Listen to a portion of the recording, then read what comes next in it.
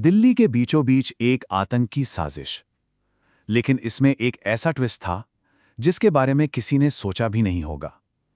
चलिए आज इसी चौंकाने वाली कहानी की परतें खोलते हैं। सोचिए, दिल्ली का ऐतिहासिक लाल किला और उसके ठीक पास एक कार में जोरदार धमाका। बस इसी एक घटना ने पूरी दिल्ली को बल्कि पूरे देश को हिलाकर रख दिया और यहीं से शुरू हुई देश की सबसे बड़ी जांचों में से एक। तो सबसे बड़ा सवाल यही था कि आखिर इस साजिश के पीछे है कौन। जांच जैसे जैसे आगे बढ़ी, जो जवाब सामने आया वो किसी के भी होश उड़ाने के लिए काफी था। इस हमले के पीछे कोई गली मोहल्ले का अपराधी नहीं था, बल्कि एक पढ़ा लिखा वेल सेटल्ड डॉक्टर था। जी हां, एक डॉक्टर। यही वो मोड़ था जिसने इस पूरे मामले का रुख ही बदल कर रख दिया। तो अब सवाल ये उठता है कि जांच एजेंसियां इस डॉक्टर तक आखिर पहुंची कैसे।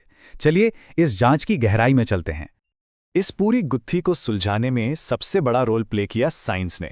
धमाके वाली जगह से जो सबूत मिले उनका डीएनए टेस्ट किया गया और वो डीएनए मैच हुआ पुलवामा में रहने वाली उमर नबी की मां के डीएनए से। बस इसी एक साइंटिफिक प्रूफ ने ये शीशे की तरह साफ कर दिया कि धमाके के वक्त वो कार खुद डॉक्टर उमर नबी ही चला रहा था। सीसीटीवी फुटेज की मदद से एजेंसियों ने उमर के आखिरी दिन की पूरी पिक्चर एक एक करके जोड़ ली। सुबह 8 बजे दिल्ली में एंट्री से लेकर शाम 7 बजे धमाके तक उसका हर एक कदम कैमरे में कैद था। इससे ये तो साफ था कि ये कोई अचानक किया गया हमला नहीं था, बल्कि एक बहुत ही सोची समझी साजिश थी। लेकिन ये कहानी सिर्फ एक डॉक्टर की नहीं थी। वो तो एक बहुत बड़ी और कहीं ज्यादा खतरनाक साजिश का सिर्फ एक मोहरा था। एक ऐसी साजिश जिसे अब व्हाइट कॉलर टेरर का नाम दिया जा रहा है। इस साजिश के पीछे अच्छी खासी फंडिंग थी। इस मॉड्यूल ने हमलों को अंजाम देने के लिए करीब 26 लाख रुपए इकट्ठा किए थे, जो उमर को कैश में दिए गए थे।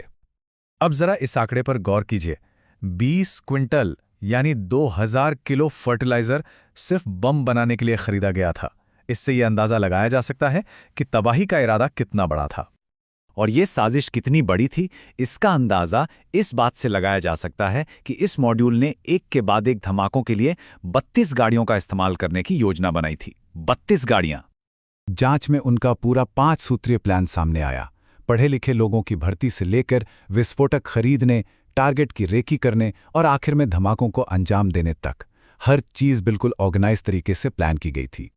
जांच में अब तक 4 गाड़ियों का पता चला है और हर एक का अपना खतरनाक मकसद था।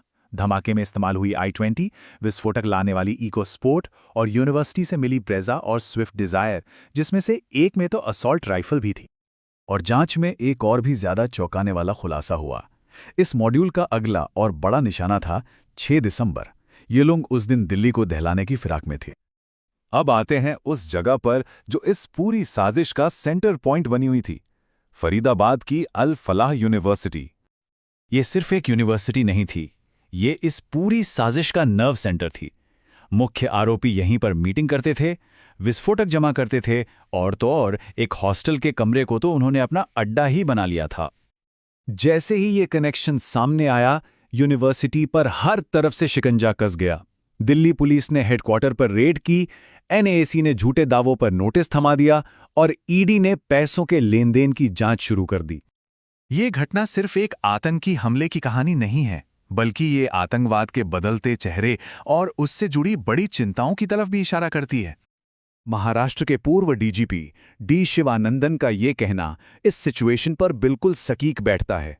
अब आतंकी संगठन गरीब और बेरोजगार युवाओं की जगह समाज के पढ़े लिखे और इज्जतदार लोगों को अपने जाल में फंसा रहे हैं, जो कि एक बहुत ही खतरनाक ट्रेंड है। तो ये व्हाइट कॉलर टेरर आखिर है क्या?